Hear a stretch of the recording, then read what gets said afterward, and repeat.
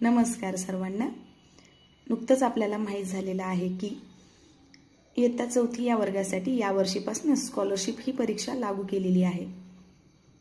या परीक्षेच्या संदर्भानं mental ability बुद्धिमत्ता या विषयाच्या टॉपिकमधील काही प्रश्न आपण सोडवणार आहोत. त्यापैकी जो तुमचा पहिला टॉपिक आहे कॉम्प्रेहेन्शन म्हणजेच आकलन, तर या टॉपिकमध्ये जे कोणत्या प्रकारचे प्रश्न येतात त्या सर्व प्रश्नांची तयारी आपण या व्हिडिओमार्फत करणार आहोत. रोज 10 प्रश्न आपण सोडवूया. त्यामुळे काय होईल, तुम्हाला या विषयामध्ये सातत्य येईल आणि प्रश्नांचा सराव तुम्हाला घरी पण करता येईल. तर पहिला प्रश्न आहे कॉम्प्रेहेन्शन या टॉपिकवरती. चला तर रीड करूया. स्क्रीनसमोर तुम्हाला दिसतच असेल. Which are the 4th letter in the beginning of the word examination. हा वर्ड दिलेला आहे एक्झामिनेशन. आपण तो वर्ड बाजूला असा लिहून घेतला आणि या प्रश्नाचा अर्थ लक्षात घेतला की विच कोणतं लेटर आहे जे 4th पोझिशनला आहे.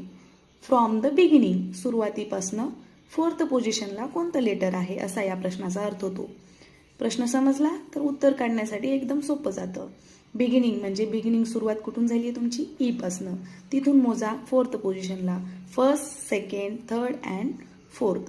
तर 4th पोझिशनला कोणतं लेटर आलेलं आहे, लेटर एम. म्हणून ऑप्शन नंबर बी हे करेक्ट आहे. दुसरा प्रश्न पहिल्यांदा आपण तो रीड करूया व्यवस्थित. Make a meaningful word by using the letters N, D, A, I. Each letter use only once and write the last letter of this word. प्रश्नाचा अर्थ लक्षात घेऊया. मेक अ मीनिंगफुल वर्ड म्हणजे काय, एक अर्थपूर्ण शब्द तयार करा. बाय युजिंग द लेटर्स, काही तुम्हाला अक्षर दिलेली आहेत, लेटर्स दिलेली आहेत. ते लेटर्स आहेत N, D, A, I. या अक्षरांपासून एक मिनिंगफुल इंग्लिश वर्ड तुम्हाला तयार करायचा आहे आणि एक कंडिशन दिलेली आहे. ती कंडिशन आहे इच लेटर यूज ओनली वन्स, आणि प्रत्येक लेटर हा एकदाच तुम्हाला वापरायचा आहे.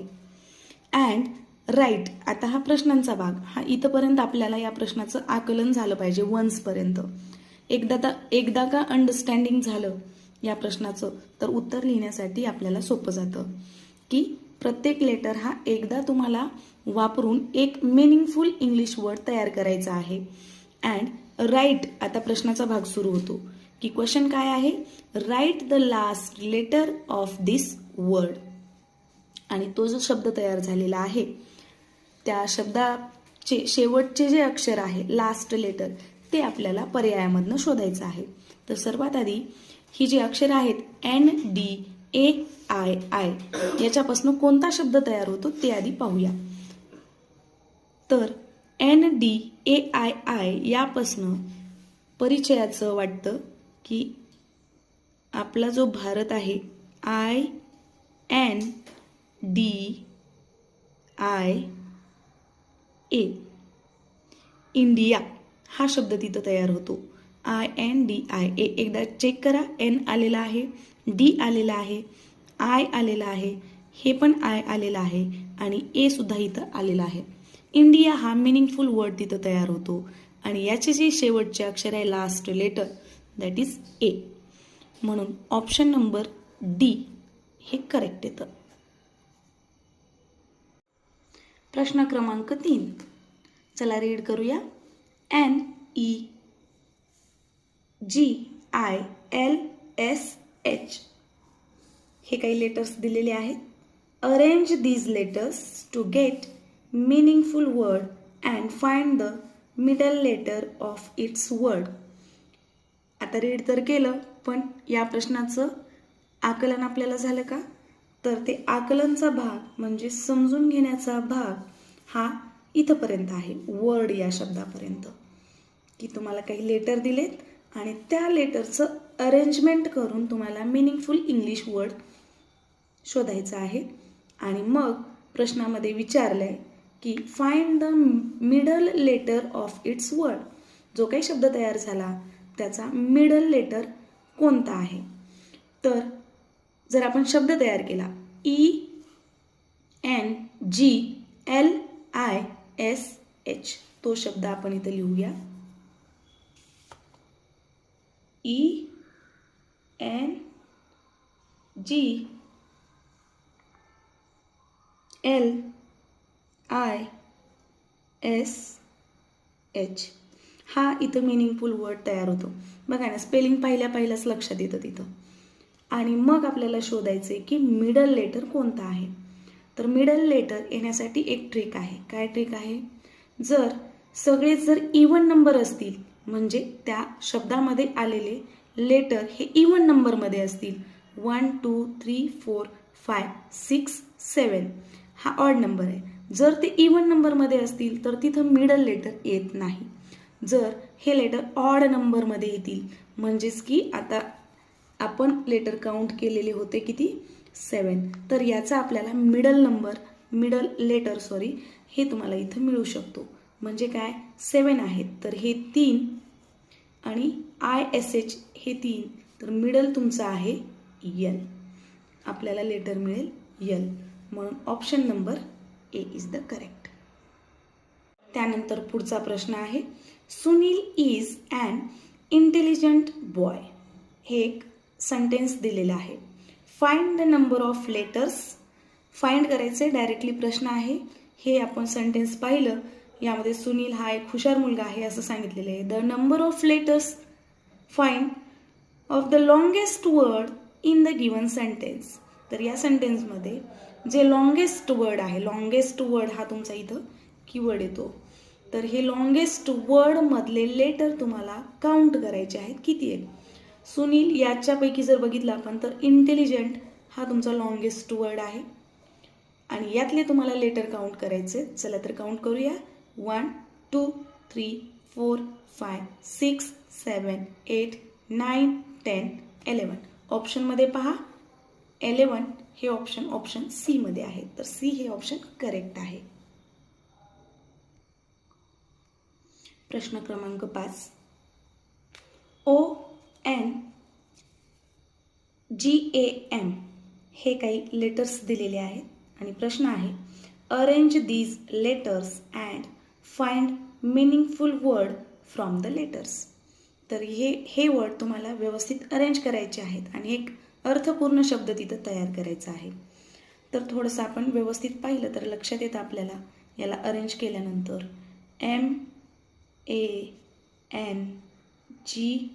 MANGO mango, fruits.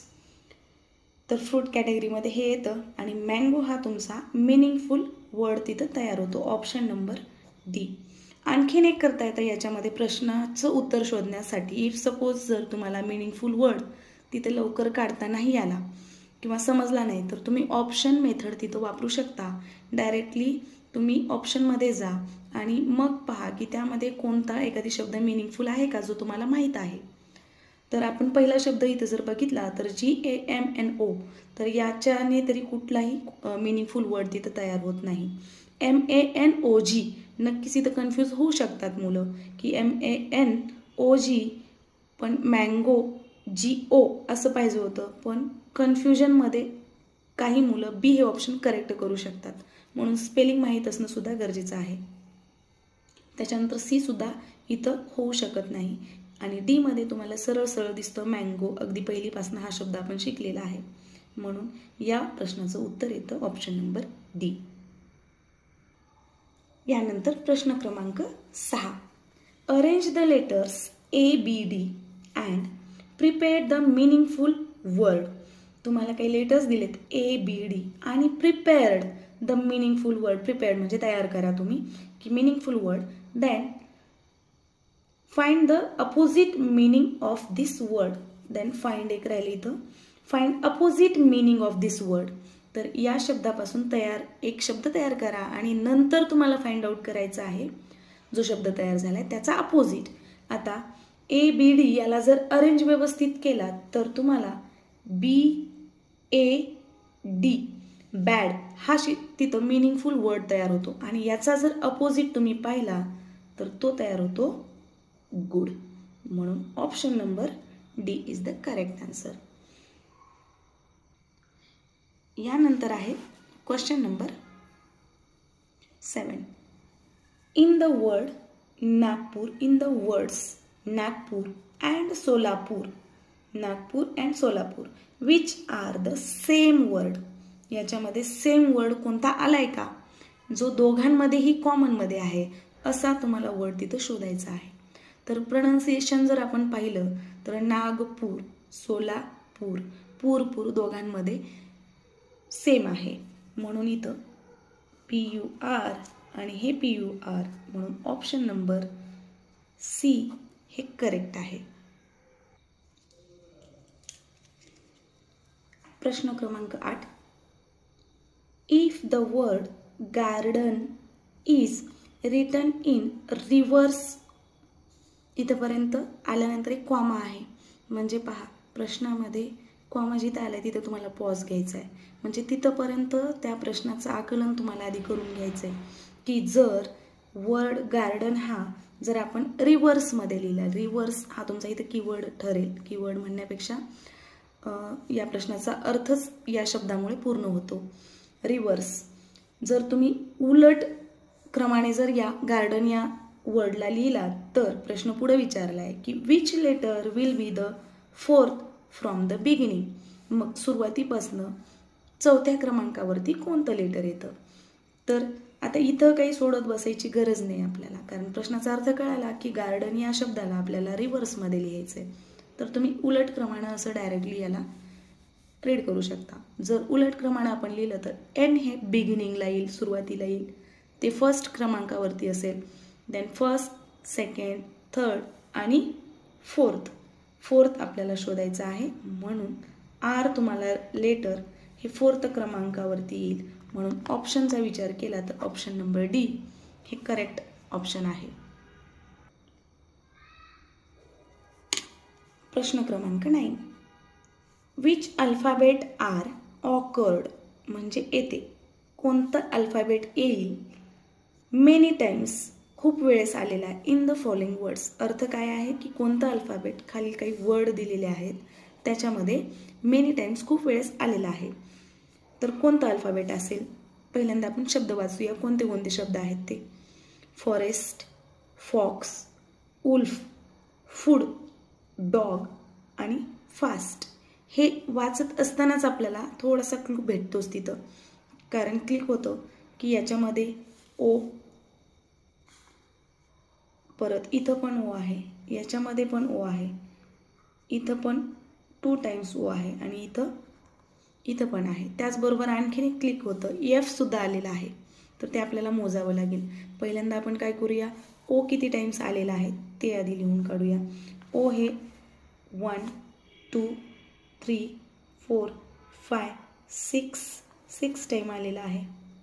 आणि एफ किती टाइम आलेला आहे ते पाहूया. 1, मी सर्कल करेन इथं, 1, 2, 3, 4 आणि ओनली 5, हे 5 टाइम्स आलेलं आहे.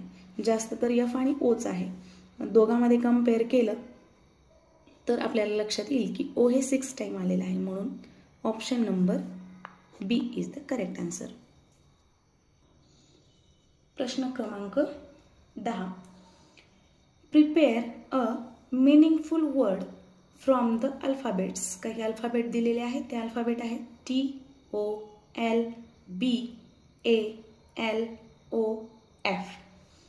And which will be the first letter of this word. हे अल्फाबेट इथं दिलेले आहेत, यापासून तुम्हाला प्रिपेअर अ मीनिंगफुल वर्ड, एक मीनिंगफुल शब्द तिथं तयार करायचा आहे. आणि प्रश्न इथे विचारलेला आहे की which will be the first letter, तर कोणतं अक्षर हे पहिल्या क्रमांकावरती येईल. तर याच्याकडं व्यवस्थित पाहिल्यानंतर BALL असं 2 वेळेस दिसतं, म्हणजे बॉल हा शब्द तिथं तयार होतो. आणि FOOT म्हणजे फुटबॉल हा तिथं मिनिंगफुल वर्ड तयार होतो.